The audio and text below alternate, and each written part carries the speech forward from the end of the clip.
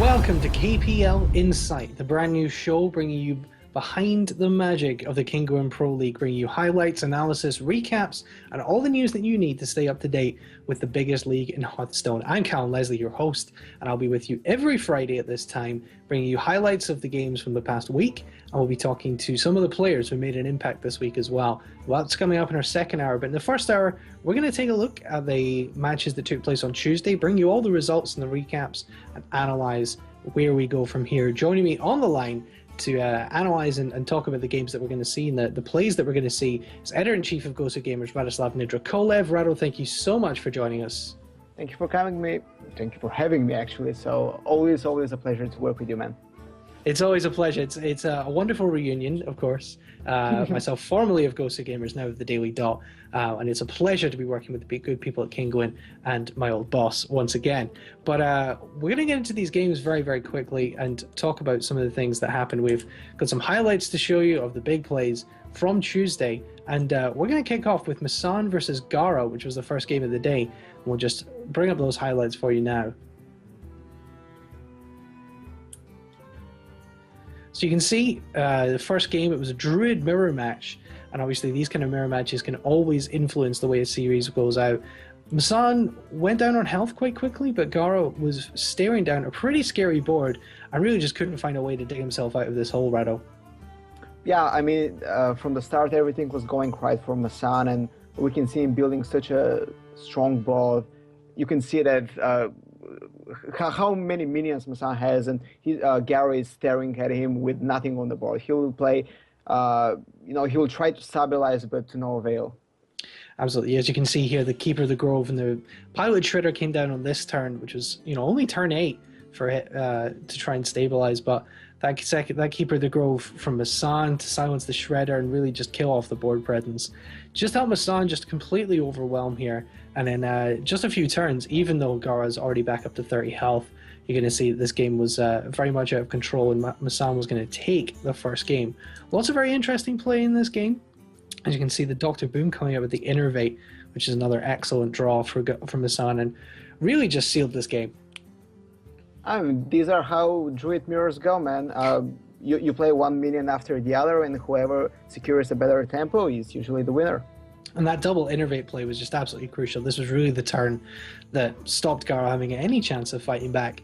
The Innervate into the Boom and the Innervate into the Shade means that any kind of Savage Roar draw from Masan was going to be lethal, and Gara knew that pretty much all too well. That's why everybody loves Innervates.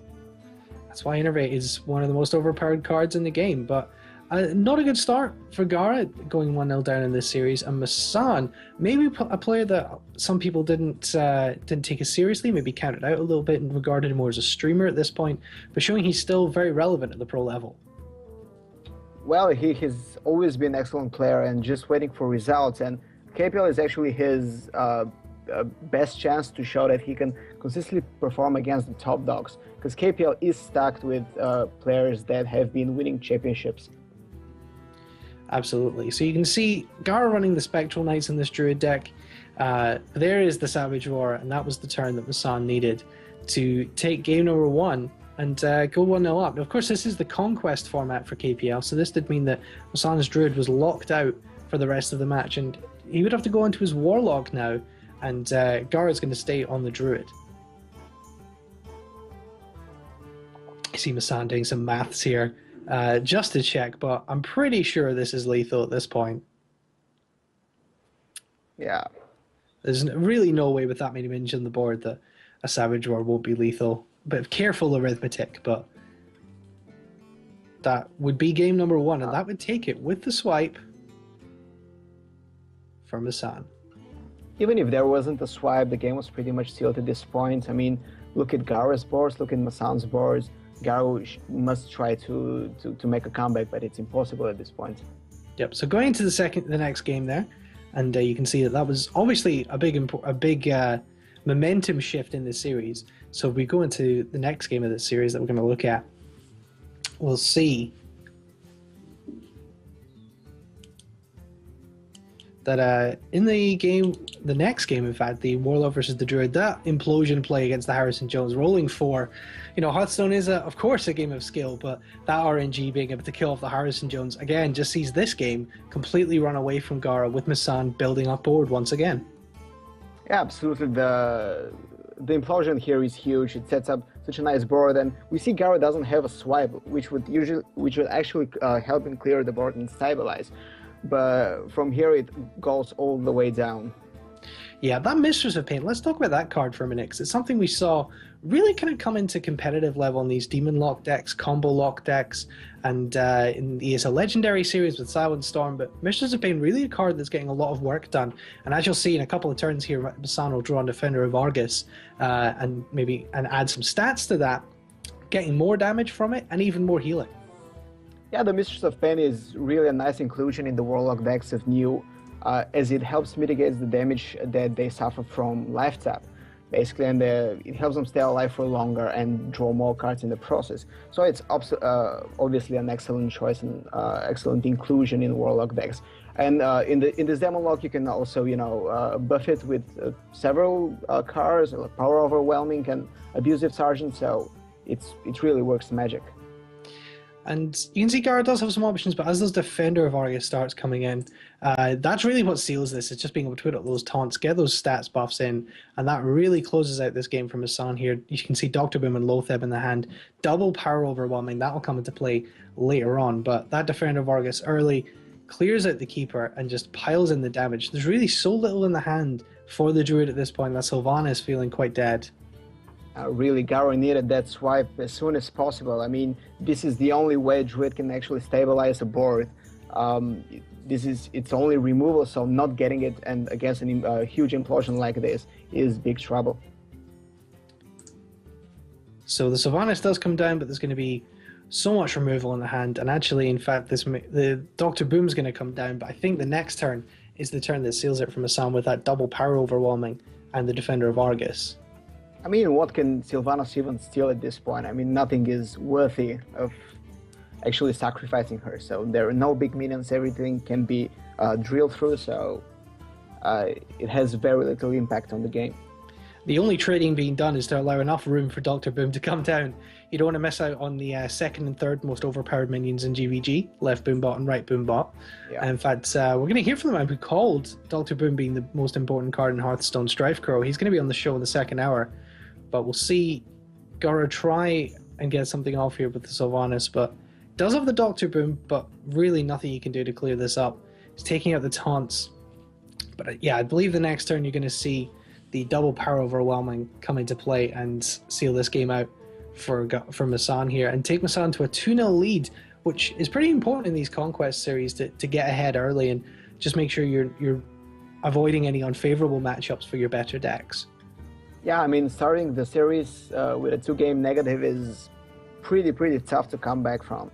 And we'll see. We know that Masan eventually won the series, and how could he not? I mean, look at how much power the Warlock deck is punching.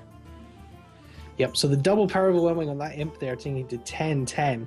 That's gonna be what seals this for Masan as we go into the rest of the series here. Masan would switch on to his Mage, and Gara trying for a third game with the Druid. And that is one of the things of the Conquest format. When you lose with the deck rather than last hero standing, it's kind of reverse last hero standing, that when you lose you can keep playing with the deck. And Gara choosing to go for a third game in a row with the Druid. Yeah, it's surprising to me actually. So I've been seeing this a lot, players choosing to stick to a class, believing that they can finally make a break with it, but more often than not it works in reverse. And I mean, we see that Gara manages to win this series, but a lot of the times, choosing to stick to one class and persisting on it kind of plays you puts you in a disadvantage. Yep, so we do see the Mage of Masan here. It's a Mech Mage trying to get stuff going, but didn't actually get very much in the early turns, and that's going to be what turns this game around and gives Gara a little glimmer of hope as he manages to take one back in the series. Drawing the Savage War early, very important as well, being able to get the turn 5 Ancient of Lore. And like we said in the first game, we see the Druid just build up the board here, and the Mech Mage getting an unfavorable start, isn't able to do the same. Yeah, this kind of brings us back to what we talked a few minutes ago, Callum, that the Druid is a tempo class, right? If you establish early dominance with your big fatties, it's really, really hard to turn the game around. And, the turn 5 Echelon of Lore, filling your hand back, it's amazing for Gara, and it will prove, one of the winning moves that put him on the scoreboard. Absolutely. You see that Ragnaros coming to hand. That's what's going to seal this for Gara in the future turns. You can see the board building up well from from Gara rather, on the Druid side, is able to reestablish here. And this is a pretty crucial turn for Gara here. Decisions to be made with that Keeper of the Grove. Does he go for a silence or perhaps a damage? Does he run his Ancient of Lore in? This is the turn where things could really have turned around for him. Yeah, I mean, I think he silences here just because you don't want to give him a mirror entity that will copy his Ragnaros, because that will be his move in 2 turns. Oh no, he trades. Yeah, that's fine too. Yeah, so he does go for the trade, and using the damage, that Mad Scientist could prove a problem later on, but it does manage to work out okay for Gara here on his Druid. As you can see, having to use up some of his damage there, the Frostbolts, that's pretty crucial.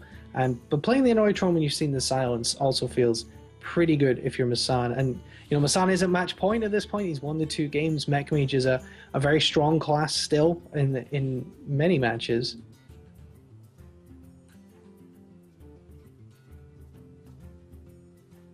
We see here, again, strong decision making from Gara having to be made. Doesn't have a lot in his hand, but going into turn 8, he does have that Ragnaros, so he's feeling pretty good about the position that he's in. He only needs to find a way to get past the mirror entity at this point. Obviously, dropping a Big Aim Hunter here is okay, but this kind of wasted for Dr. Boom later on. So we kind of see him trying to deal with the board at this point. And he's going to go with the Time Rewinder, which is absolutely crucial. Picked off of Masan's Mech Yeti. Yeah, that Keeper of the Grove. Great move. And the Mirror Entity is going to steal that. That's definitely not what Masan wanted from the Mirror Entity. You can see Masan playing his games from the inside of the Void, which I'm not sure if that gave him an advantage at all. Maybe he was drawing some sort of dark power from the Void. But it served him well in this series. Thought about using the Fireball there on the Keeper, you can see. Which certainly wouldn't have felt good. The Mech Mage is a deck that can run out of steam if it doesn't draw Antonidas into the late game, and keeping those fireballs can be absolutely important. I mean, we already see this running out of steam. He only has spare parts and 1 fireball, but the fireball doesn't really help because Gara is at 26, and the Dr. Boom can't be answered immediately by Big Game Hunter, so the Mech Mage is in this big trouble position. Well, okay, I'm in the late game and I have no cards, so what do? Well, I die to Ragnaros. Exactly. That's the Ragnaros is going to start clearing up this board here and being able to kill that Snow Chugger without getting frozen. That's absolutely crucial for Gara as well. As you can see, that would be the momentum shifting in favor of Gara on the Druid finally in that 3rd game with it. But we would go into the 4th game with the Mage of Masan against the Warrior of Gara. So I don't know if we can cue that up now and see the end of this series. Or is that the end of this series? That might be the end of the series highlights. Not sure, just checking. Yeah, so that's the end of the series there. You can see the momentum did shift back for Gara, but Masan was able to come back with the Mage against the Warrior, which is potentially a difficult matchup, but that means that Masan was able to take the series 3-1 and get a win in his first fixture of the KPL. Gara, of course, we didn't have a webcam. He was broadcasting from China, but an important win from his son to get on the scoreboard at 3-1. Yeah, absolutely, especially against Gara, who's been so consistent throughout his entire career, and that's really important to get, your big win at the start of a long group stage. I kind of said, well, if I can beat Gara, then maybe I can do well against everybody else because he's one of the top guys in the KPL by far. Absolutely. So the next game we have was Hyped versus Orange, and this was kind of one of the closer games of the day, probably the most interesting back and forth series of the day. Orange, who we're going to speak to in the second hour, coming in as a late replacement in the KPL on the back of some impressive Open Qualifier performances. And we're going to see him up against Temple Storm's Hyped, a very consistent player who's been around for a long time, Gara's teammate. So if we can cue that second game for you now, and we'll see the back and forth of this series between Orange and Hyped. Yeah, it was exciting to see Orange play with the big boys now. Like, he's been crushing in qualifiers, but you know, you have to come and prove yourself in these big money leagues, and he did his best against Hype here. So we can see at this point it was already 1-1. They'd gone back and forth with the Hunter of Hyped winning the mirror match, and then the Hunter of Orange defeating the Mage of Hyped. Hyped keeping with the Mage here against the Warrior. And that Whirling Zap-O-Matic is pretty deadly off the Piloted Shredder for Hype. That's pretty much the perfect draw. It's such a damaging card. It's a mech. It has the synergy with all the rest of the cards in the deck. You can see War Elemental there for Hype. Suggests this might have been a Blingtron Mage, much like his team captain Reynad had been advocating in other tournaments. I think this was exactly what Hype was playing, and we will see over the course of this highlight video how much damage the Whirling Zap-O-Matic does. I think it pulls 3 Wind Fury attacks for a total of 18 damage, killing a Sludge Belcher, Token in the process. Just so much damage from a free minion. I mean, this came from Piloted Shredder, right? So, and we actually will see it towards the end of the video that the Mech Mage is kind of running low on cards, but just because there's so much damage done by the Whirling Zap-O-Matic, it's kind of amazing. It's absolutely crucial. It's the Zap-O-Matic can just make such a difference in this matchup. We see it in Mech Shaman normally, but you know, if Mech Mages were able to run Whirling Zap-O-Matic, I think that deck would be even more powerful than it actually is. But you can see here, Orange did have the opportunity to clear this Whirling Zap-O-Matic with a Shield Slam. You can understand why he didn't at this point, because Shield Slam is such a premium removal, and he only had the 2 armor. But really, it feels like in hindsight, clearing out that Whirling Zap-O-Matic, even behind the taunted up Water Elemental, could have made all the difference. But Hyped playing it very carefully, protecting the Zap-O-Matic, is what would make all the difference going forward in this matchup. Yeah, these are, as you said, these are really tough decisions that Orange has to make. He doesn't really want to waste a removal on the Zap-O-Matic, but come on, what can you do? It hits you for 6 every turn, right? We'll see that eventually he, I think, executes it or something.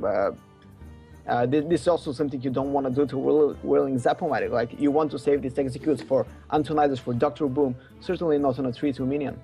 Yeah, absolutely. It's using that removal against Mech Mage, kind of trying to predict what's going to be really dangerous. Things like Annoytrons, things like Shredders can really mess you up.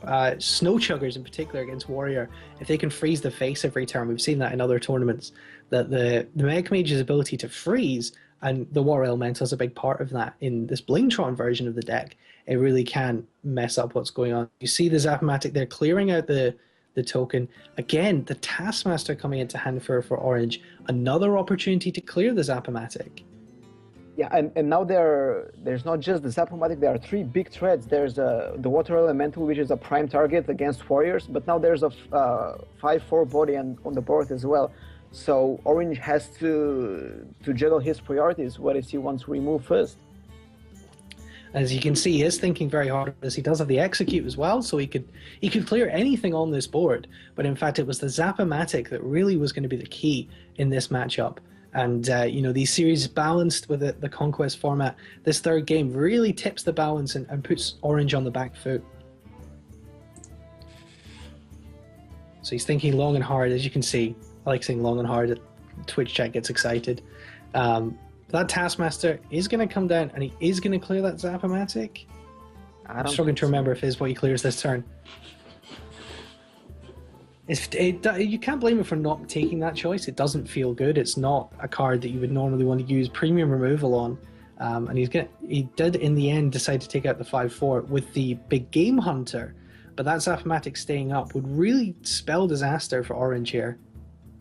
You can see he thinks long and hard about clearing it.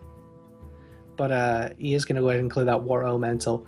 As I say, it's an understandable decision to leave it up, but that's 6 damage coming every turn. It's kind of deceptive when you see Wind Fury minions. You don't see Wind Fury a lot outside of like Alakir Burst Shaman decks. And just seeing it that it's 3 attack minion, you think it's not a particularly powerful one, but actually if it goes to face, it's a 6 attack minion. Exactly. I mean, even if it goes to a minion, you can still hit three in the face and then trade for a minion, which is great. I mean, it's a fantastic card. Like, the only reason they don't play it in mages, apart from not being a mage card, obviously, is the fact that you cannot really buff it and make it that more amazing. I mean, we know what it can do with Shaman, you know, double rock biter face. Well, that's amazing. And you can see here an Annoyatron in the hand for Hyped was going to be really crucial as well to protect this Zap-O-Matic, which is what he'd done for the last couple of turns with the Taunted Water Elemental. Yeah, just more annoyance, pun intended, coming from Hyped, and Orange is really, you know, probably not very happy of how this game is turning around. And you can see using the Frostbolt to clear the 4-2, you can see that Hyped has identified at this point that the Zap-O-Matic is really his route to victory. He needs to protect it at all costs, reduce the amount of minions on board, and you can see here that it could actually be cleared this turn, and the Fiery Warx comes down to deal with the Annoyatron. But again, he would have to use the Shield Slam to kill this 3-1 minion, and he is eventually going to do it. But that Zap-O-Matic really put Orange just on such a back foot here. Yeah, I mean, it already drew a Shield Slam and did its due damage. I think what more can you want from a whirling Zap-O-Matic? It's really been the hero of this match. Really, whatever happens, the game will always be remembered for that Zap-O-Matic that's annoyed Orange to death. Sure, and that, as I say, that's really what spelled disaster for Orange in this matchup. You can see the Fireball coming into hand for Hyped. He's so close to lethal at this point, but it's going to be a Ragnaros for Orange. I don't think he's going to be able to come back at this point, though, obviously. It's going to be Hyped's game here, and it's going to spell the disaster for the series, that this Ragnaros is going to come down and really just seal Orange's fate, as Hyped has the damage he needs. He is going to draw into the rest of the damage he needs. Going face is the worst thing that could happen. And you'll see that Hyped is able to take this game. He's then able to take the Druid Mirror in the 4th game before winning... Orange is able to take the Druid Mirror in game 4, but the Warrior of Orange would then lose him another game to the Druid of Hyped in the final of the series. Warrior really being Orange's downfall in this first game. Yeah, I mean, I wouldn't play it against Mage, especially this Water Elemental Mage that came from the Tempest Storm guys. You know, bad draw from Orange and, you know, good draws from Hyped kind of spelled the doom for the Swedish guy. Exactly. So our next game we were going to go into, certainly a much less closer game, was Brian Kibler versus 6-0 of Team Archon. Brian Kibler's first real chance in this league to prove himself as a consistent pro-level player. And he would get his first chance against a formidable opponent in 6-0. We'll see the highlights of the 3 games here. These two had. It was 3 games because it was in fact a 3-0 victory for 6-0.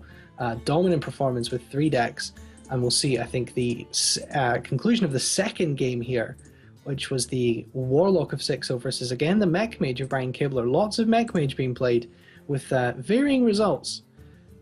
And so, in fact, we'll see the start of the first game here, just the end with the King Crush. Everybody hates this. Everybody hates this. It does happen every so often. You can see the King Crush was able to carry 6-0 to victory in the first game, but in the second game it was the Warlock deck which really carried him, which we'll see in just a second.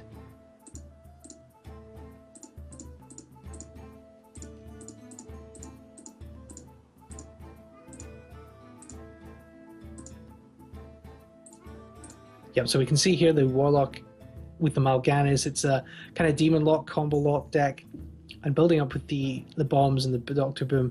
Frozen Dr. Boom looks like a pretty good position for Brian Kibler, but those Power Overwhelmings and Shadow Flames, in fact we're going to see a Power Overwhelming on the bomb and the Shadow Flame here. This was the crucial play.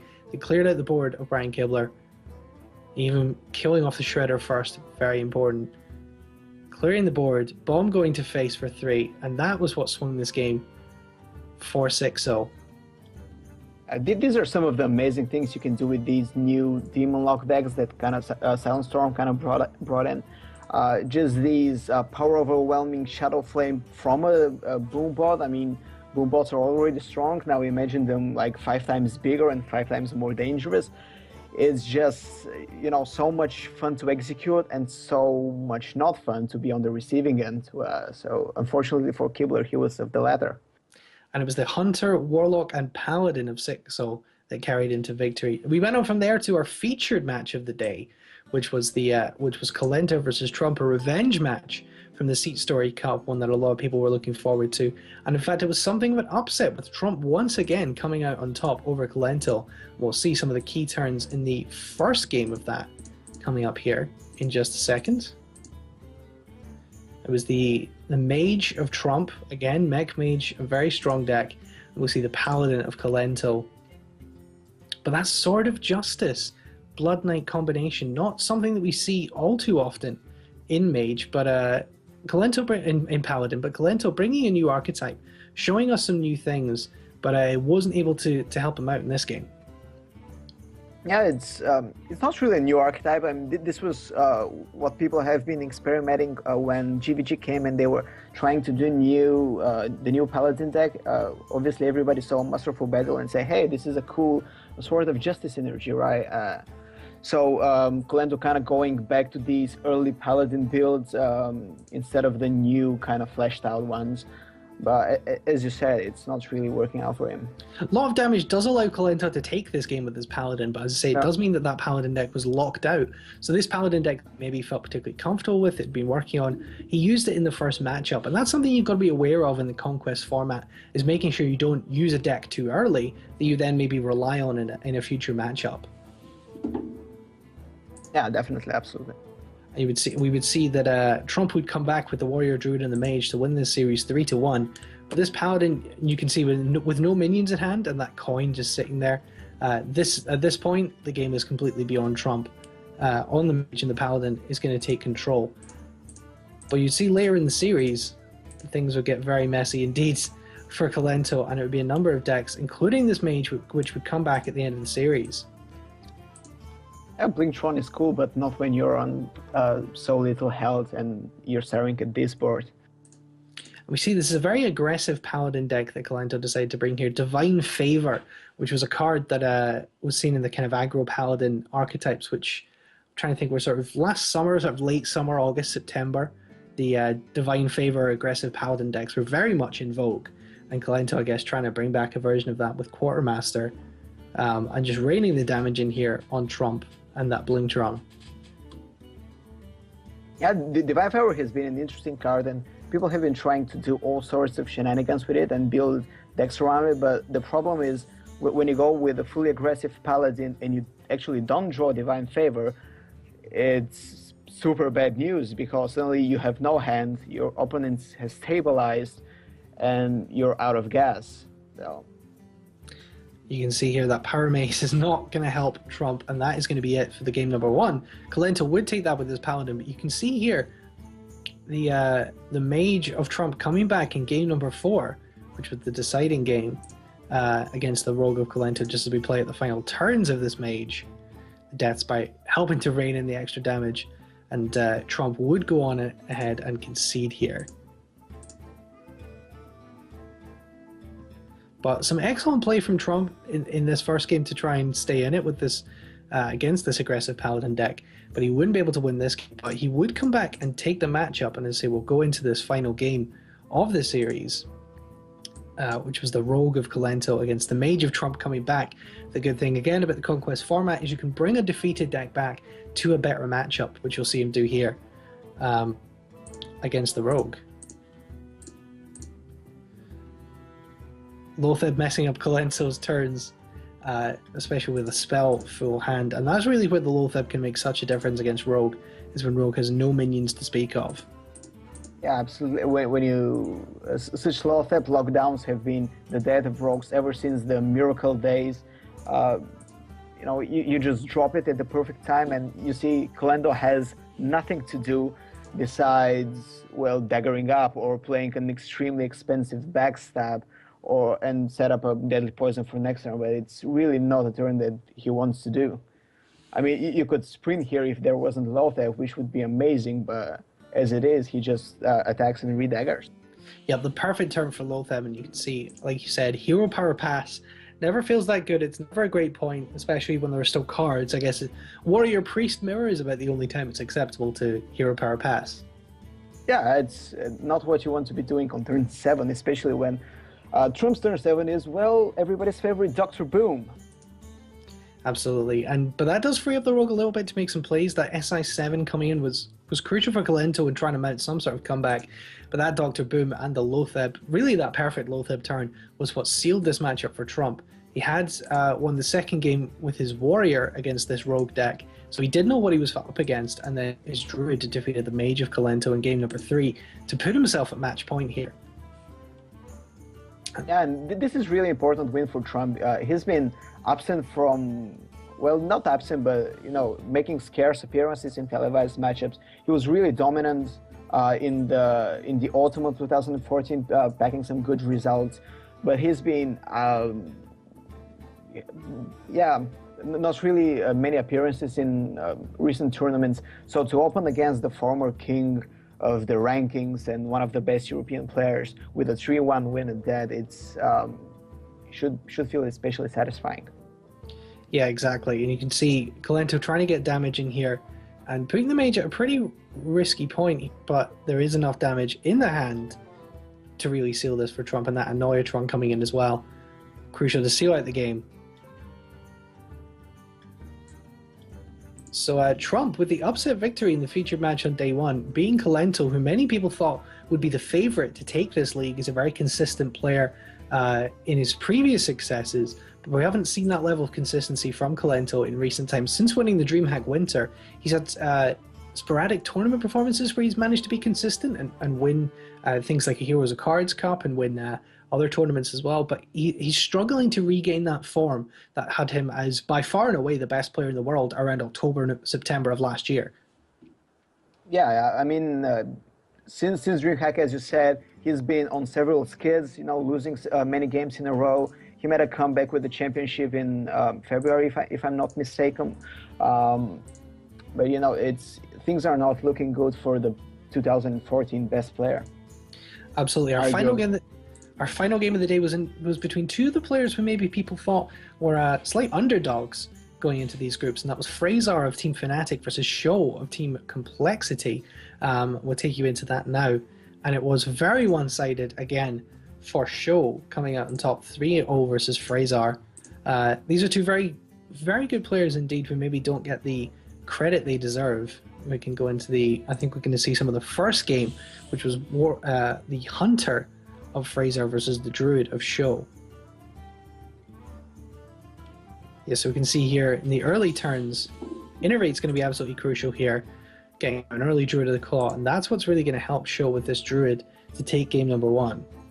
This is a very important win for Show here because you don't really want to be playing Druid against Hunter, and to actually win this matchup feels very, very good for Show because the Druid is out of the way with a victory now, and he can actually play Hunter later on his better matchups.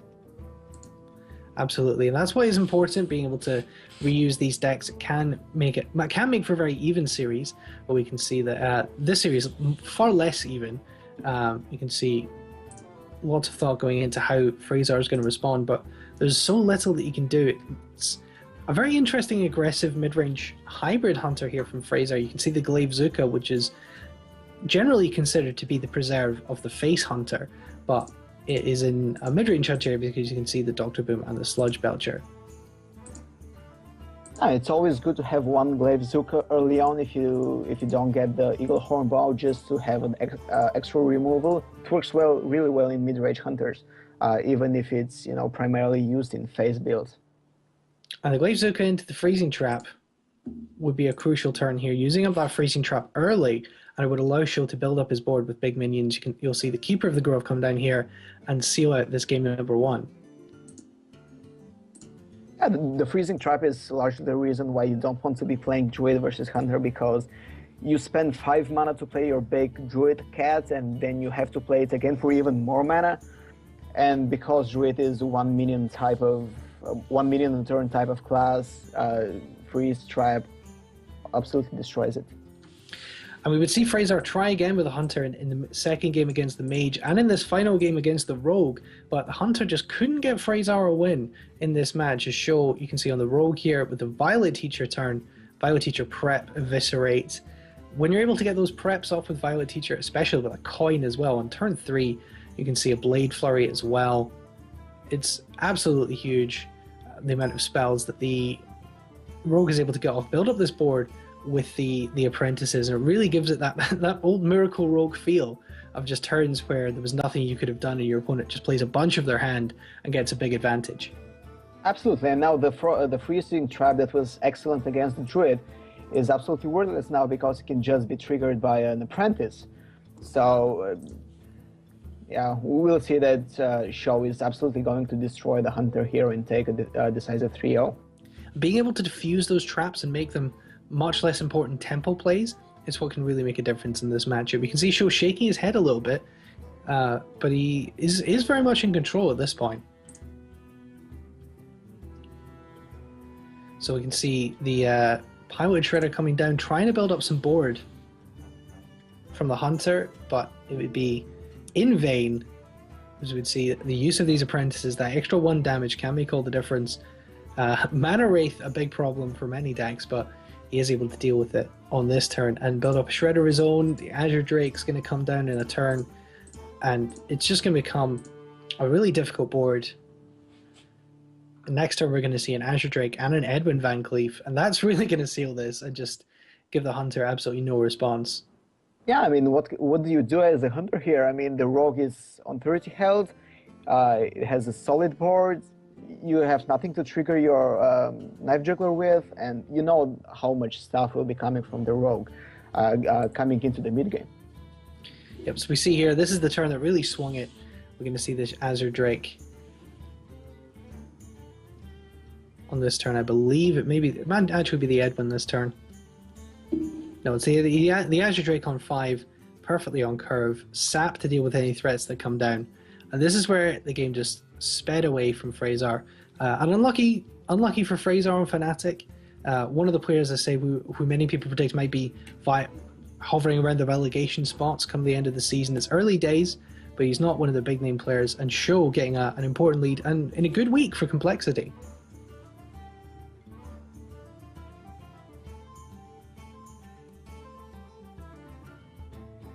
Yeah, I mean, Show did extremely well, and Dog is also, you know, having a good week. So the guys are on a good streak, as you say. Absolutely. So that board there from the Rogue was really all it took to seal this game for the Rogue, and a 3-0 victory for Show. 3-0 victories are very hard to come by in the Conquest format in most matchups. We saw 2 on day 1 with 6 on Show, getting those 3-0 sweeps, which really shows their mastery of multiple classes. And their ability to just beat absolutely anything in front of them. We did have more results from the Thursday, which we'll talk about in just a second, but you can see here there's nothing that Fraser could really do to get back into this game. And that was all she wrote for Fraser. And obviously on Thursday we don't have the highlights from yesterday's games, but the results. Kaldi with a surprise 3-0 victory against Reynad, another player who many people possibly counted out of the league. Dog with a 3-0 victory against Amaz, who's maybe one of the people's favourites. Life Coach coming out on top in the Battle of Nahilum. Teammates beating RDU 3-0. Firebad defeated Tice 3-1, and then in the close game of the day, Strifecrow defeating Savage 3-2. And we're going to talk to Strifecrow later on in the interviews, but I think we can now show you the league table and just see how this is shaking up after the first week of results. We can just take a look at that on the screen for you in a minute now.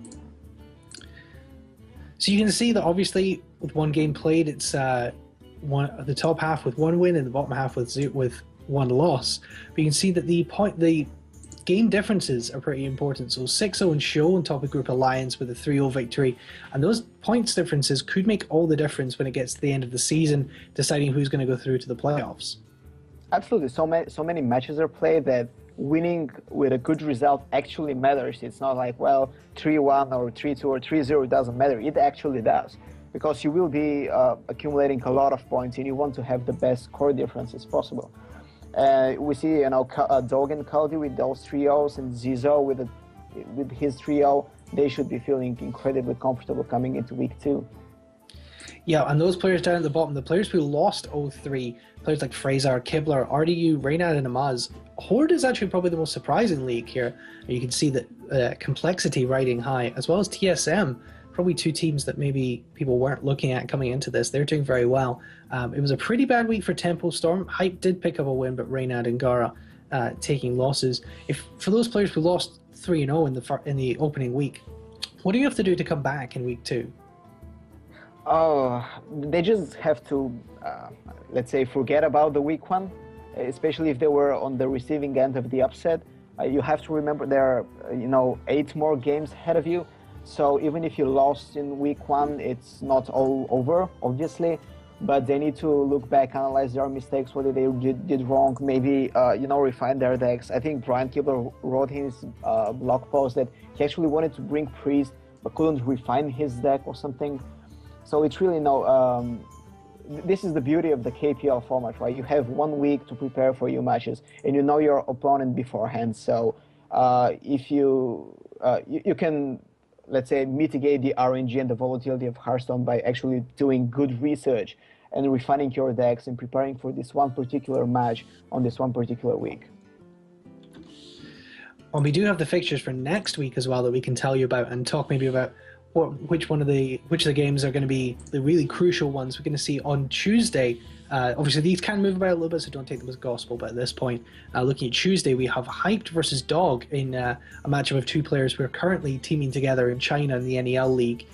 Trump versus Amaz, that's going to be one to watch, certainly. Trump having surprised everyone by beating Kalento, and Amaz going down 0-3 in week 1.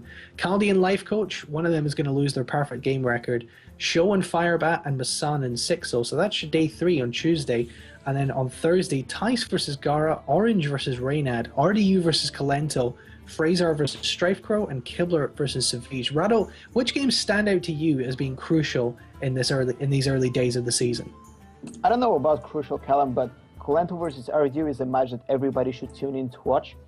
They actually have a long history between each other. They've met, I think, 4 times, and Kalento has won all 4 series. I think it's something like 15-4 in terms of games. So this is really RDU's chance to actually show Kalento that he's not like an out-win for him. It's a really, really important grudge match, and they're both 0-1 in their leagues, so they need a win. And to actually be facing each other in the Horde division, they really should take this serious and try to give their best to come back at least even. Indeed, I'm very interested to see the match between Kaldi and Life Coach, 2 players who really kind of punched above their weight a little bit in the first week. Life Coach is very much on form, so less of a surprise from him.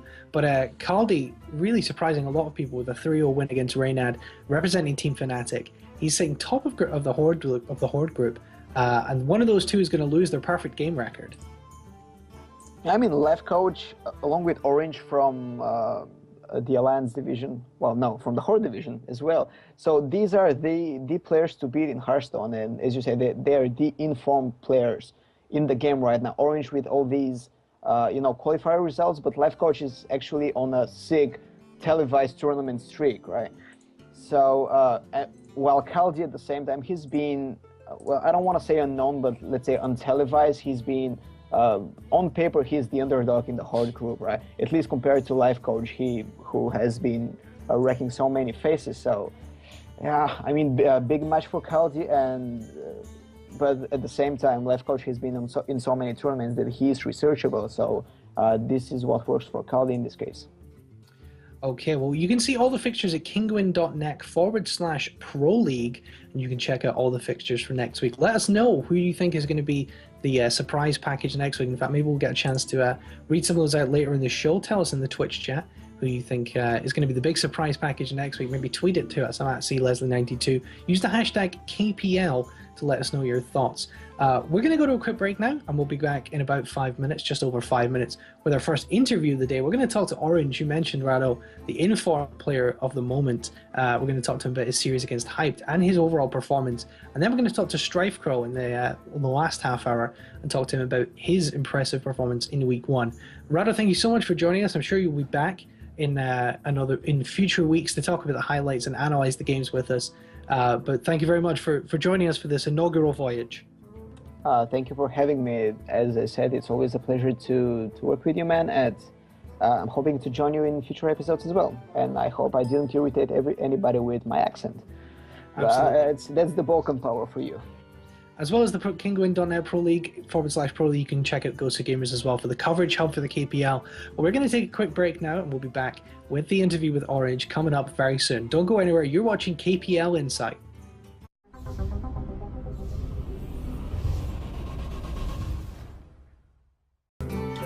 Welcome back to KPL Insight with me, your host Callum Leslie, with you every Friday, bringing you inside the new Kinguin Pro League, taking you behind the matches and meeting the players, getting to know them a little bit better, analysing the plays. We just looked at the highlights from week 1 in the first hour, and now joining me, one of the informed players in Hearthstone right now, came up on the losing end of a very close series in the first match day of KPL. Really the underdog of this first season, coming in as a late replacement, John Orange Westberg. John, thank you so much for joining us on the show. Hey, thanks a lot. It's my pleasure. Thanks for having me. Talking about the KPL, obviously you came into this quite late notice. You were a replacement for somebody, I think, just a couple of days before the league actually kicked off. I mean, it was actually one day before this league kicked off. They were like, hey, can you take this spot? You're playing tomorrow. I'm like, yeah, absolutely. Because I've heard a lot about this league, and it seemed like a lot of fun. Absolutely. And I will take a little bit of credit. Since I think if you remember, I tweeted a couple of days before that Orange is absolutely bossing everything, and people need to start inviting him to stuff. And then Kinguin invited you to the charity competition that's going to be coming up later this year, and then invited you into the league as well. So you're welcome. Yeah. Thanks a lot, Callum. Of course, biggest honor of all, you were top of the March Daily Dot Hearthstone Power Rankings. So that's a big honor. Yeah, that was actually, I was really happy to see that. Well, let's talk a little bit about how you got to this point, because you've kind of come from nowhere for a lot of people and winning a lot of these huge open qualifiers. But your real first big appearance in Hearthstone was at the M House Cup, and you came to the qualifiers and you defeated one of the other kings of the open qualifiers, Faramir. I just feel like you've maybe taken his crown a little bit as the man to watch in open qualifiers. A lot of that is because he's now getting invites, but you've taken his spot, winning all these open qualifiers and going into the M House. How did you feel about that? I was really nervous because other than like playing on ladder, I've been doing pretty well for me on ladder. But other than that, I haven't really played against. I hadn't played against the pros at that point much at all. So I was actually really nervous to see if I could how good I was compared to them, and see if I could beat them and such, because I had no idea how I'd do in a tournament setting against them. I was really nervous, but just after the first match, I mean it felt pretty great, and I felt like I had what it takes to compete there. And since then, I've just continued, and it went really well from then. I think it was a pretty huge confidence boost to feel like I could do that at Millennium House Cup. And you beat Firebat in that competition as well, in the M House Cup, the world champion. How did it feel to take a big scalp really in your first big appearance? it felt great, of course. Like, I had a lot of friends like messaging me at that time, like, "Wow, you beat the world champion," etc. It was a really cool feeling. I met Firebat just a couple of weeks before at DreamHack. And we've talked and played a little back then, but yeah, this was the first tournament match I had against him, so of course it felt really good to beat him back then. Well, you're actually 6-1 up on Firebat in games, I believe 2-0 in the series. You're actually one of the guys who's maybe his kryptonite a little bit. What do you think makes it so easy for you to beat the world champion? I have no idea. I can't really. I don't really keep track of like opponents, like opponent by opponent. Just Firebat is, of course, is very good and all, but he's another opponent, and I don't know really what makes me like being able to beat him. And also 2 matches is a pretty small sample size as well, but so far so good, right? Absolutely. Well, in the M House Cup, you did beat Firebat, as I said, but then you went on to lose to Savage, and that's, you crashed out that tournament a little bit, didn't do as well as you would have liked, perhaps. That big tournament experience, going to your first big event, and also the experience of losing on the big stage as well. What sort of lessons did you take away from the whole experience of the M House Cup? to put it into words, I don't really know. Basically, the experience of just being at the House Cup was great. With it, like just meeting all the people, etc. But from just the tournament, I took away that I felt like I had to step up my game a little, because I made quite some mistakes in the Millennium House Cup. That was like some like just embarrassing misses, but also like some overall mistakes when it comes to executing game plans, etc. So I knew that like I am good, but I need to step up my game like one more step, like to be able to like to compete on this level. And we did see you step up and win the Pinnacle 2 qualifiers, once again eliminating Firebat. And you went into this big tournament, this online tournament with Archon. You had a lot of problems with DDoS going into that tournament. What did you take away from that online event, and one of the most high-profile events that you've been involved in, being watched by like 50,000 people? My confidence went up a lot after that tournament, because I felt like I played like if I didn't feel like I played great at Millennium House Cup, I definitely felt like I did at the Pinnacle, and it felt really great because people seem to recognize that as well. But yeah, the thing I took away the most is to like protect myself against DDoS, because I didn't do enough research. I tried to protect myself. I didn't really know what I was up against, but then it ended up with me getting DDoSed, and that was like the worst possible feeling ever, because I felt like I worked so hard to get there, and then just going out, I was actually 2-0 up in the match where I got DDoSed and had to give the match to Deflor, who totally deserved it. Deflor is a great guy and all, but it felt really bad to like go out of that without losing, like in a fair way. What did you prepare any differently for the Pinnacle than you did going into the M House Cup? Actually, no. My testing process has been the same as for like almost all of these tournaments.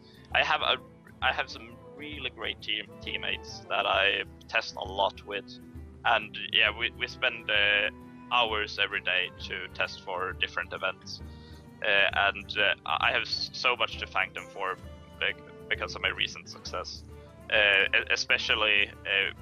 Shout out to Jesper Eriksson, also known as Freaky. He's helped me so much for all these tournaments, and yeah. We do see a lot of players come through these open qualifiers, going back months and months and months, and we see so many players coming through who we then maybe never hear from again. But for you, you've kind of proved that these open qualifier wins aren't a fluke, because you've come back and done it time and time and time again. And we saw you just last month qualifying for the second VIGame House Cup in an open qualifier, qualifying for the round of 16 of IEM Katowice, and then beating Kalentil to make your way to Katowice. You're flying to Poland next week to compete at that event for $30,000, which must feel pretty huge. How does it feel to be so consistent in these really cutthroat open qualifiers, and maybe prove to people that winning open qualifiers isn't necessarily a fluke? It feels quite unreal, I have to be honest. Like, I didn't expect myself to like put up these results. I knew I was pretty good and like was able to do like win a qualifier and such. But I never thought that I'd be able to like win back to back for both Katowice and VIGame House Cup. And like when I did that, I was just overwhelmed, because it was like totally. I never expected something like this, and from there, like everything has gone forward like really quickly, and now I seem to be considered like one of the top players as well, and that feels like, because just 2 months ago I was like really looking up to these people and like think that maybe one day I could be there, and now it actually seems like I am there, which I could never have dreamt of a couple of months ago. So. Well, things are going to start getting pretty crazy for you this month. Obviously, you're flying to Katowice next month. You've got the House Cup coming up at the end of the month. You've got the Kinguin League every Tuesday and Thursday. How are you going to cope with such a busy schedule all of a sudden? I love it. I get to play a bunch of Hearthstone. Like, what is there not to love? I'm super happy about this. I will play even more than I already am. Like, I already play hours and hours every day, and I will just continue doing that, and hope to be like as prepared as I can be we also have the luxury of knowing who our opponents are gonna be in Katowice, so we can do a bit of research, etc. There's just lots of work to be done, and I will definitely not be bored. And going to play all these Houston events, that's what I want to do for a long time. So I'm really happy. I mean, you also, in as well as having this busy schedule, practicing every day, you also have a job. You're not a full-time professional player. How are you finding the balance as you become more and more busy, playing all these tournaments, having to fly out on weekends? How are you managing the balance? It's tough, but I do not have a full-time job, so it's just half-time. So I do that, and I work my hours, and then as soon as I get home, I just get onto Hearthstone, and I do some real life stuff that has to be done. But like most of my time is just spent on Hearthstone, and actually, like I will be quitting my job quite soon to go full time onto Hearthstone, because that seems to be I can't talk a lot about that yet, but this stuff will be happening soon. Yeah, I mean, we've had conversations about that in the past, about your potential future in the sport, and obviously I think wouldn't be any surprise to anyone to learn that rumors are swirling that you're going to be joining potentially a pretty big organization in the future. It might happen. Might happen. I mean, obviously you don't want to tell us anything about the specifics, those things are obviously still up in the air, still being negotiated, but tell us a little bit about what your aspirations are. I mean, is joining a big team, being one of the world's best players, going to the World Championships, going to all these tournaments, is that, being a full-time professional Hearthstone player, and that's something that's going to become potentially a reality for you very, very soon? It's something I wanted to be doing since I was just a little kid. I started playing card games when I was 12 years old. I started playing Magic the Gathering, and I played that competitively since I was like 16 years old or something. All I ever really wanted to do was I played Magic Online for like countless hours every day back then, and now I made the transition onto Hearthstone. So like basically, since I was a little kid, I wanted to be doing something with card games, etc., because that's what I find to be really fun in life, because I'm a nerd. Actually, this all becoming a reality is definitely what I aspire for, like trying to do something full-time with this. And we've talked about how you're winning all these open qualifiers, you're proving it's not a fluke, you're consistently managing it. And there are other guys who've done it, guys like Tice, Faramir, Sixo, who we now all recognize as some of the best players, especially in Europe, but in the world. There's probably three of the best European Hearthstone players who really made their names qualifying through open qualifiers. What do you think it takes to win these open qualifiers back to back to back and really consistently perform? Is it deck preparation? Is it just having the right mental attitude? Is it being able to deal with what is, and there's been a lot of talk about single elimination formats in recent times, and most qualifiers are single elimination, and it takes a certain amount of, I guess, mental fortitude to deal with every game, playing every game like it's your last, and every game potentially being the one that sends you out of a tournament. Exactly. How I approach them, of course, you need like a good playtesting group and like playtest a lot and really go into it. Like if I'm playing in a qualifier, I go into it like I want to win, and I start preparing like a couple of weeks before the qualifier is even. Then like at the day of the tournament, I did that for via game House Cup. I just woke up, signed up for checked in for a tournament, and then I never bothered to check the brackets. Like I just checked who my next opponent was. I never knew like how many rounds I had left or something. I just kept playing. I just kept playing and winning until someone told me to stop and said I qualified. And I felt like that approach was like it felt really good, because I never felt like the pressure. Like I knew for the last match that was the match who made me qualify, because people told me. But other than that, it felt like really good to not really know where I am. Like it was just yet another match, and like that nervousness never struck me or anything like that. So I think I could recommend that approach. Just don't look at the brackets, just play and win, and eventually you qualify if you keep winning. That's how it works. But also for winning like back-to-back qualifiers. I won't lie. Of course, it like requires a certain amount of luck as well. Like no one ever wins a qualifier. No one that speaks the truth ever says that they won a qualifier without getting a bit lucky, and I certainly did. Like so, it's a like balance between playing at your absolute best and like opportunities going your way. I'd Sure. Say. Well, let's talk about the single elimination format a little bit, because that, like I mentioned, has been talked about a lot recently. It's been criticized, particularly for its use in Katowice in the tournament proper being a single elimination tournament. People say that it's maybe not proof of players being skilled, like you just said. It's all about getting lucky, but you're able to do it consistently, so there is some luck involved, some skill involved as well as the luck. But how do you feel about single elimination as a format? Do you think, like I said earlier, do you think it maybe motivates players because it's so cutthroat and it's you have to win every game to stay in, or do you think that we should be moving away from that format towards formats that reward consistency? I don't really like a single elimination. I think it's pretty terrible, especially with the last hero standing format, because then you can get like 2-0'd by a deck that has a high potential of 3 wins, and then you feel like really bad about yourself because you didn't ever feel like you got to play Hearthstone. But like single elimination, I feel like it's fine as long as we use the Conquest format. I'm really a big fan of that format, even though I might be a bit biased by it. But I really feel like in the Conquest format, you have to you can't just ride like some deck with a high potential of 3 wins to an absurd record and win a qualifier, but you actually have to be like consistently good with all 3 decks you bring, because to win a match you have to win with all 3 of them. For example, I won multiple matches in the Conquest format, like being 0-2 down, and then like my opponent not really knowing how to play his third deck and just made multiple mistakes, and I've been able to 3-0 him from that spot. And that is not a thing that can happen in last hero standing, for example. So I do not like single elimination, and I think that we should move away from it, but it becomes a lot more manageable with the Conquest format, I feel.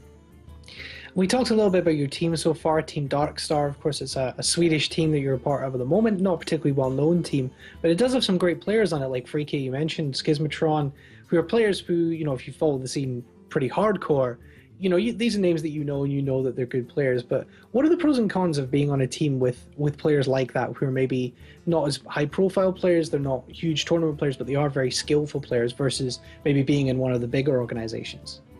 I wouldn't really know, because I haven't been in a bigger organization. But all I know is that I'm like, yeah, exactly. All I know is that I'm really... I mean, I don't think I could ask for a much better team when it comes to teammates, because like all the help, and we're actually like somewhat close friends, like from meeting each other at events and now, etc. So like just knowing that I can trust them, and like they're always there if I need help with something, and yeah, I'm there for them if they would need help or something like that, and just always have someone to test with. As my understanding, like other teams don't work together as much as we do, because we talk to each other like every single day about decks and play matches against each other, all that stuff. So I could really ask for a better teammates and playtesting group, but compared to big organizations, I can't really compare yet. And obviously, we would be remiss if we didn't talk about your actual match in the KPL this week. Obviously, you faced Hyped in your first game. Talked about the Conquest format already. The game against Hyped, it was very close. It came down to 3-2. How did you feel about that matchup? Obviously, you weren't able to pick up the victory. I got thrown in the day before, as I mentioned, so I was a little like I didn't get to prepare as much as I'd liked. I just had to theory craft a whole lot, and I feel like I could have brought better decks, and also my decks were really good of what we expected Hype to bring, but that didn't really happen at all. He brought something totally different, and my lineup was quite bad against his. But then again, I feel like I could have won the series. I made some mistakes throughout the series, which which I feel a little bad about, since it was the first time of plenty of people watching me, but also like some people seem to want to blame my loss on luck, because like he had very good piloted shredders, etc. But there were absolutely ways I could have won those games if I just played correctly. So it feels a little bit bad about losing that, but I'm pretty sure that I can. Like now I have a lot of more time to prepare for the other weeks, so that feels a lot better. I also think that Hyped is one of the tougher opponents in my group. So yeah, he certainly is a very strong player. There really feels like there are no weak matchups, no weak players in any of these groups, and it's gonna have to be consistent. It was one of the things I wanted to ask you about, talking about bringing lineups and preparing. How are you going to avoid being predictable week to week? Because you're going to have to play, in the same place at the same time every week for 10 weeks against players who are undoubtedly watching you. It's not like in, a single tournament where players can watch, I might have to play him in the quarterfinals tomorrow. These players are going to, you're playing with the same group of people for 10 weeks. Do you, have you been planning perhaps, how you're going to bring any surprises, what changes you're going to make at certain points? I'm absolutely gonna like try to not bring like the same lineup every week, obviously, but I feel like I don't put a lot of weight in being predictable. Like what I care about the most is just having like decks I feel safe with. Then if my opponents knows I'll bring them, then so be it. They might get a tiny edge from that, but not as much of an edge that I'd lose if I brought something that I didn't feel like totally comfortable with. So I have some plans to like bringing some like not really meta decks, but some interesting stuff to the table. But we'll see. I might not do that for the first upcoming weeks, but wait a little until I feel like a little more. But I feel a little more comfortable playing against these players. Well, next week you're going to go up against Hype's team captain Reynad. In the second week, and you're going to be playing. We just got the fixtures in today, so you're going to be playing next Thursday against Reynad. Is he a player that you're particularly worried about, or is he one that you feel like you've got a good chance of getting your first win? I feel like I can. Reynad's a player I respect. I think it's quite good at the game. It's also I mentioned that I played Magic before, and I actually talked and tested with Reynad a little bit back in those days. Wow. So it will be a challenge of course, but I feel like I can win. But I won't say for sure that I will. But I feel like I can win if things go my way. Absolutely. Well, before we let you go, is there anything else you want to say going forward? Do you want to plug anything? Thank anyone? And obviously, we'll get you back on a future KPL Insight, I'm sure. Oh yeah, I want to thank my team and my teammates, who I talked a lot about, I feel like. And I also want to thank Kingwin and Drew Khaled for having me here. It's a great opportunity for me to like getting a little bit more known into the Hobson scene. So thanks a lot for that. And yeah, other than that, thanks everyone that watches me and everyone for the kind messages I've received lately. It means a lot. I read them all, etc. So yeah, thank you all. Absolutely. Orange, thank you so much for joining us. We're going to take a quick 5-minute break now, and then we're going to be back with our second player of the day we're going to talk to. We're going to talk to Strife Crow. Don't go anywhere. On the other side of this break, you're going to be watching Kinguin Pro League Insight.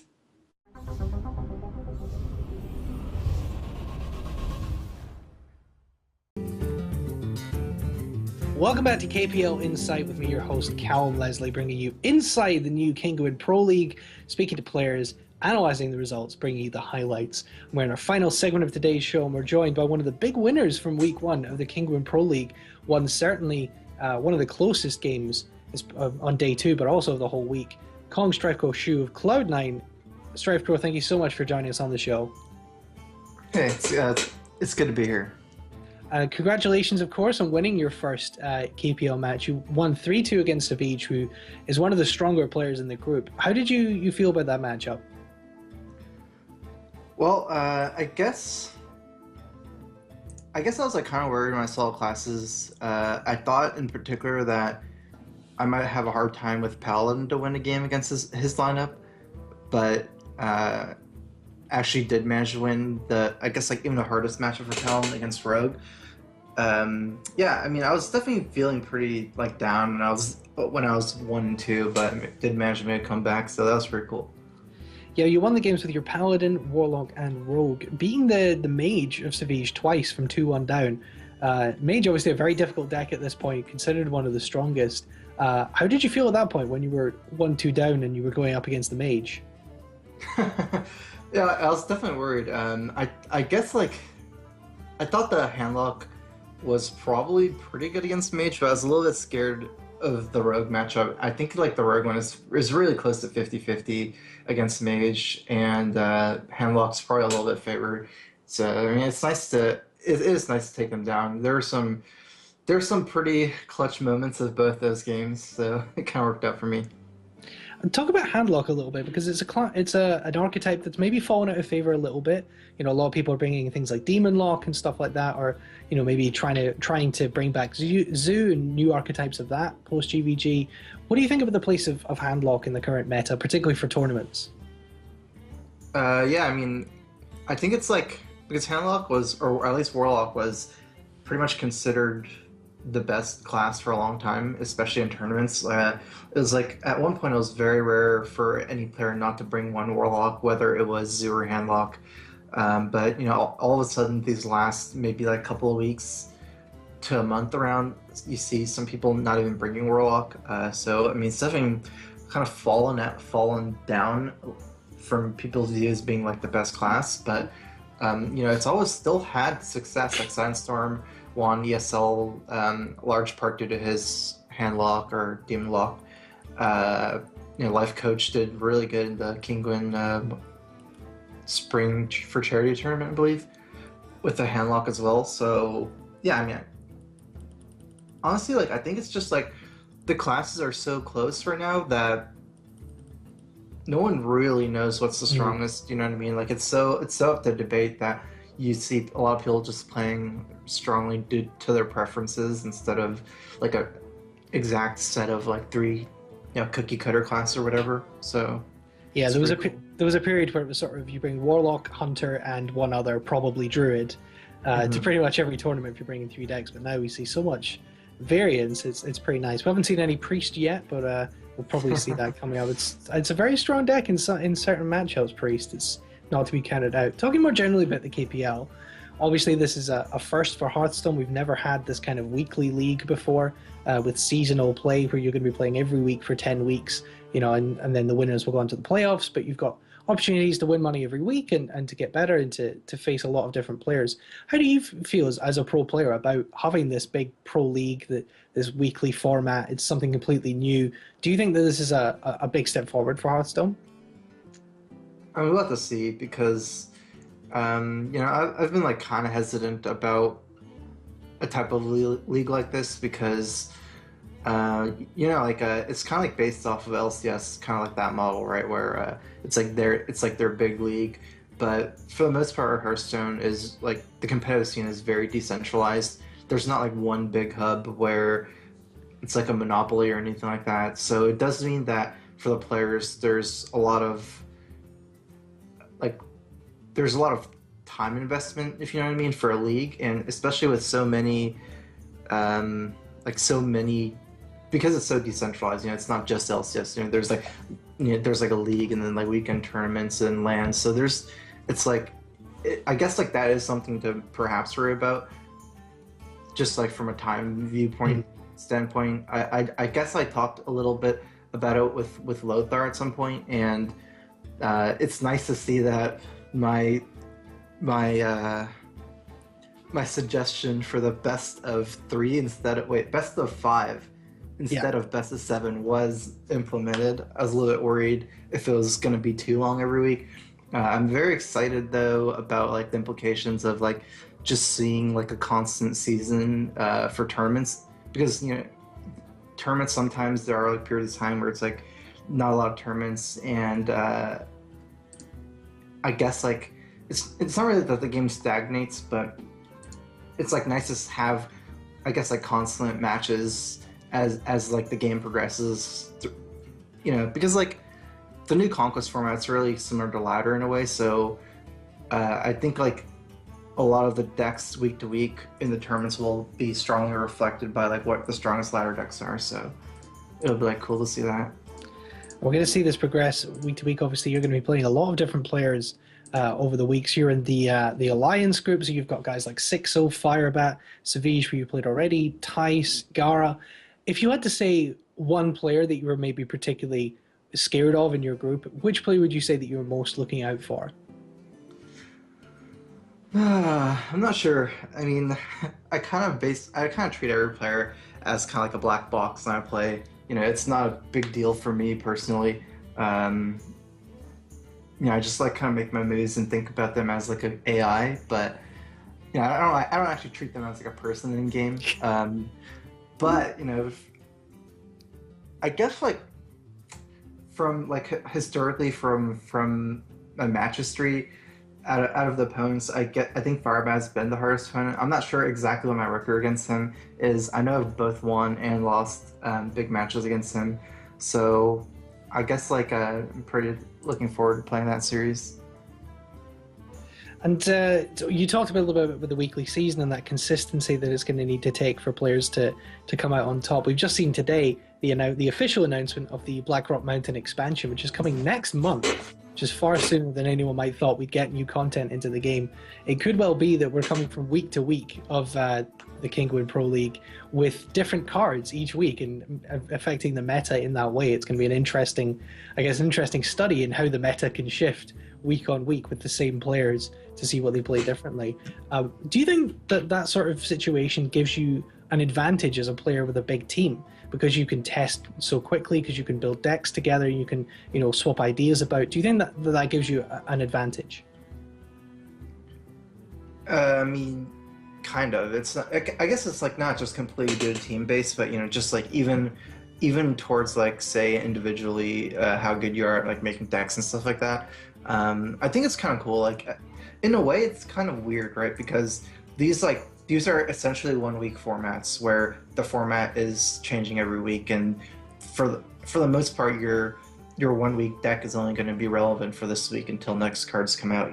Unless the cards don't make as big of an impact as they could. But for the most part, it's like 1 week formats, and it's like both good and bad in a way, because like the amount of work you're doing isn't really paying off in a way. It's like for 1 week, right? But it's also cool to see, because like I know a lot of players complain that Hearthstone's just so much about net decking and stuff like that. There's no room for innovation as far as things like that. So 1 week formats are definitely going in, like, it's kind of like a compromise, right? Because for the most part, it's hard to have like a long season where everyone can be innovative and things like that. Like eventually people will figure out the decks, and most likely the people is not going to be you, it'll be someone else. So it's like nice to see with the 1 week format, everyone can really like work on their own or with a group of friends or teams to make certain decks as strong as they can be. Like that'll prevent a lot of like say net decking, because no one's gonna really know in 1 week for the most part how it'll like which decks are the best. Mm-hmm. So yeah, I mean, I guess that's like a cool aspect of like releasing adventure mode 1 week at a time. Yeah, and you talked about players who are good theory crafters and good at building decks are going to be the ones that benefit. You actually have a very good record in new meta phases. In the summer when Nax was being released, you were up at like a 73% win rate, and since GVG came out, you have a 76% win rate. So actually, when the meta is shifting and everything is changing, you seem to be the one player who was able to keep on top, and you are statistically the best player of the post GVG era. What is it that do you think has enabled you to stay on top when things are changing so quickly? Well, one thing is like yeah, a lot of players like they really have more strong preferences, and like they're like maybe a one deck like specialist or whatever like that. There were a lot of Miracle Rogue specialists of the era. Once I guess like the deck died out, even though it's kind of, I mean, Rogue is still there. It's just a kind of different thing, but it's just like I guess like I've always been very versatile on the types of decks I can play, and like that really helps when it's a new format because I guess like I'm not like too scared to try any type of deck because I feel like fairly comfortable on most of them, and the fact that like in a format like Conquest, for example, where you're never gonna all kill someone with one deck, like it's like the new format since GG, right? So it really incentivizes you for being able to play multiple classes or multiple decks. So. You talked about Conquest there a little bit. I wanted to ask you a question about that because when Conquest first came out, everyone sort of thought that it would really put an end to 3-0 sweeps, and because you can't just win 3 games with the same deck, it'd be much harder to see that. But you saw yourself firsthand that Conquest, when it's a format without a ban, you can see 3, I guess you could call them hyper aggro decks, or you might call them cancer decks coming in your first round of IEM Katowice. You were swept by those decks. Do you think that's a problem with the Conquest format, and that bans are something that are needed in Hearthstone formats? No, I mean, like it's actually, look, if you think about something like that, it's actually more beneficial for, say, an aggro player that brings like 3 super aggro decks, right? Because they can kind of ban your deck that's very good against that, right? Because it's hard to have like all your decks good against one type of deck. So it actually, like banning actually made it better for you to be able to play a variety of decks compared to all one type of deck, right? Because if someone's bringing 3 aggro decks, what do you even ban? It's all the same, right? Like for the most part, it doesn't really matter what you ban, right? It's like if all their decks are the same, whereas like I guess the point, like an example is like around the BlizzCon era of last season, like everyone was like almost everyone was bringing Zoo and Hunter to BlizzCon because of the ban. It's like they could ban out a couple of like anti-aggro decks, and then it's hard to have the other decks being like super good against the aggro decks, and then since they can only ban one of Zoo and Hunter, you would always have like a super strong deck against them.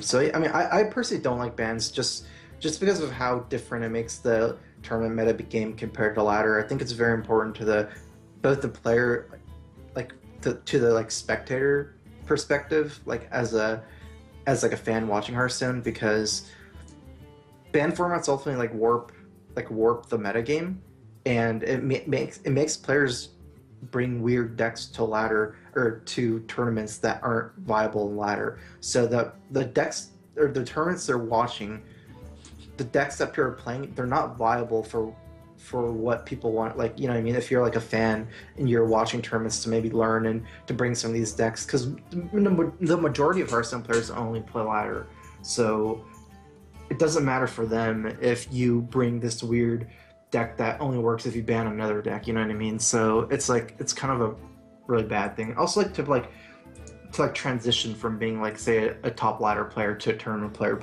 it makes it too weird where if there's a ban, it's like all the different types of decks compared to the strong ladder decks. So I mean, since almost every Hearthstone game is played on ladder, I think it's good to have a format really close to a ladder format, And talking about innovation and different formats, the KPL format, obviously playing every week, playing with the same group of players or amongst the same 10 players for 10 weeks, does that influence how you're building decks for each match and trying to not be predictable, trying to bring, maybe different lineups every week and try not to, have players be able to guess what kind of things you're going to play? Does that really sort of push your innovation and make you want to make changes every week?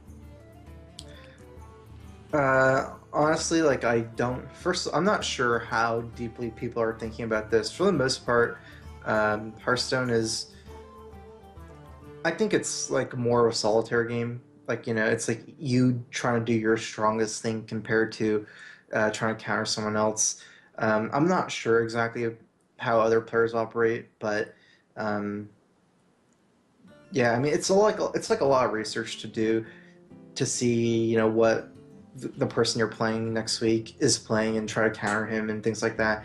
I think for the most part, it'll just be people are trying to each do their own strongest thing instead of like paying too much attention week by week to what your opponent's doing.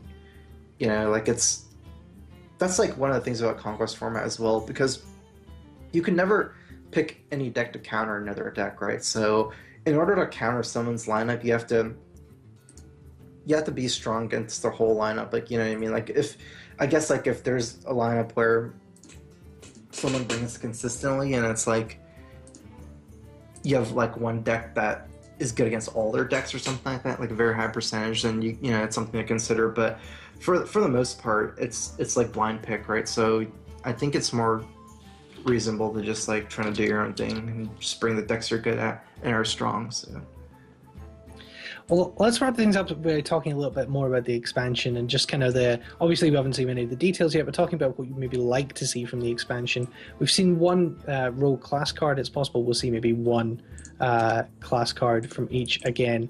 But we have seen the rogue class card with the AoE backstab. But what class do you think needs maybe the most attention in the new expansion?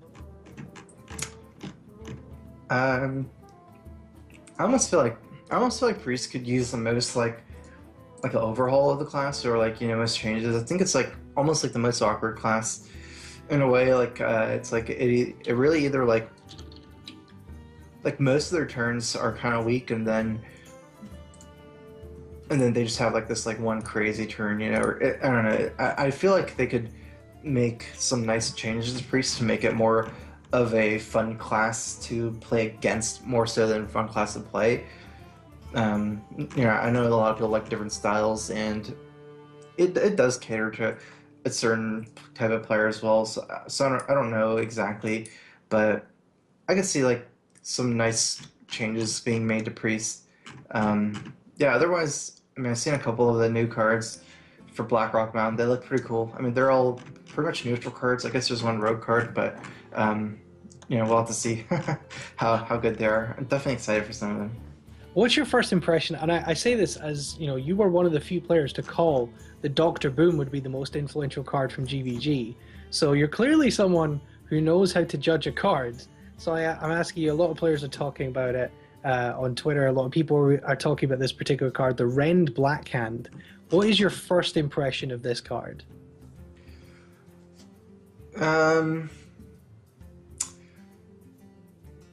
For those who maybe haven't seen it, it's a 7-mana legendary card with 8/4, 8 attack, 4 health, battle cry.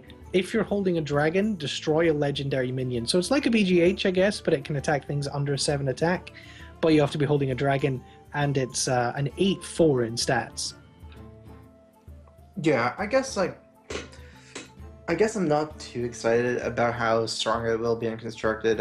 For the most part, like, it's cool in the way that it's not very weak to BGH because it's so like warped. Like, you know, it's like an 8/4. You're only really doing 4 damage with the BGH if you do BGH run Blackhand. But for the most part, minions that are budgeted something like an 8/4, or, you know, something like a 5/2 or something like that. I guess it's like, for the most part, they're just too easy to kill without making an impact. And like, you know, most constructed decks, especially compared to Arena, are running a lot of spells and a lot of reactive stuff. So I feel like it's very hard for the body of Rend Blackhand to actually be too strong. I mean, it's definitely interesting to see how strong Battlecry is, but, you know, it's just like it's like kind of like a 7-mana situational card. Most situational cards are a lot lower cost than this. So I mean, I guess 7 mana for 8/4 is not exactly. It's not exactly like a small minion either. It's a slightly readjusted Baron Geddon, I guess, because Geddon's a 7/5. Its stat shifted slightly more towards the attack again. Does it kind of show, I guess, that BGH is maybe undercosted? And it's something that's a discussion that's been, like, some pros have been having. Brian Kibler wrote an article about it very recently. The BGH being 3 mana and being so playable is kind of hampering development of cards like Rend Blackhand, I guess, that, you know, well, you can't really play this for 7 mana because even if you do get something off, it's just going to die to a 3 mana BGH. And the fact that this is costed so highly for destroying a minion, does that maybe indicate that the BGH is undercosted? Yeah, I mean, BGH is just, it's always going to be undercosted if it gets the Battlecry. It's just like the Battlecry is too good, right? I mean, even if you are paying just 3 mana for destroying, you know, like a 7/7 or something, it'd for the most part be worth it. So, like, in a way, like, the creature is free, but you know, it's just like a very situational card, right? Like, there's at least I think there were supposed to be very few minions that were above 7. Like, like Shower of Death is 3 mana for destroy a 5 or more power minion, and like, that's kind of more of like a solid card. Like there's, but with more and more like minions being more than 7 power, BGH is starting to find its way into like almost every deck. I guess like most of it is due to how strong Dr. Boom is, and because you can say that almost every deck is running Dr. Boom, so at least you have BGH for Dr. Boom, and it does make it hard to ever play a deck that's running another less powerful 7 health minion or 7 attack minion. If you want to run something something cool like a Nixia or something like that. Well, we will let you go, Strivecrow, but we can tell you'll be playing Phrazar next week on the fixture list. We did get that in today. And he's a player who didn't win his first game, went down 0-3 against Show. Is he a player that you know very much about? Is there anything you'd be preparing for him? Or is it just like you said, that black box approach where you're just playing against a faceless AI and you just desensitize yourself to it? Yeah, I think I'll prefer the black box approach. I mean, I think it's been fairly working out well for me, and it's, to say the least. I think it's good in Hearthstone. Like, it's like there's not a lot of incentive to like, because in other games you can study a team and like study their tendencies, right? But for the most part in Hearthstone, like you worry about like just making your best decision instead of something like realizing the tendency of their of the other player. So I think it's fine. I do know Frezar. He's been around the scene for a long time, even if he's not maybe super famous. Especially there was actually another league before Kinguin. It was not very successful. It was maybe like a team league called Seat Story. The Gentleman's Cup. Yeah, Gentleman's Cup. And I was one of the players that was playing in it for a long time. It was like a long time ago. Yeah. And it was like this. It was like a very long thing. It's probably like one of the, I guess, like leagues that were, I guess, like kind of maybe even considered a failure. But he was basically around even back in those days, playing on one of the EU teams, and I think from what I remember, he had very good results in that league as well. So. Absolutely. Well, Strifeco, thank you so much for coming on the show. I'm sure we'll hear from you again on KPL Insight. Do you want to plug anything before you go? Plug your Twitter and things like that, to thank anyone, sponsors, that sort of thing, before we get out of here for this week? Yeah, I'm gonna plug my YouTube. It's like a new thing I'm working on. The URL is youtube.com/strifecrow. It's I guess like it's mostly footage taken from my stream, but it's like more condensed for a YouTube audience instead of like a live stream. I do have like an editor working on the videos, and I think it's been pretty cool. So check it out, guys. Yeah, you're absolutely right. I think there was a post on Reddit, which is possibly one of my favorite Reddit post titles ever, which is, I cannot stress enough how good Strifecrow's YouTube channel is. Which I thought was just a great introduction to a post as a title. But that is all for Kinguin Pro League Insight this week, KPL Insight. I've been your host, Callum Leslie. You can find me on Twitter at CLeslie92, and we'll be back next week, 6:30 CET, with some more highlights, analysis, reviews, and interviews of everything going on in the KPL. Don't forget to watch 6 p.m. CET Tuesday and Thursday for the next match days, and we'll be with you next week. Thank you very much for watching. Enjoy your weekend.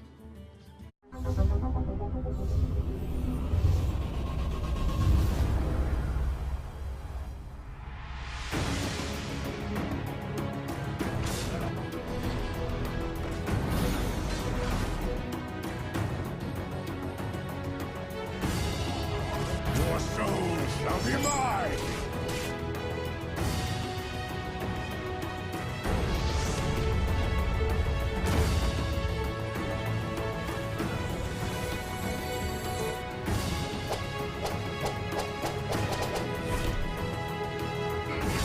I'm sorry.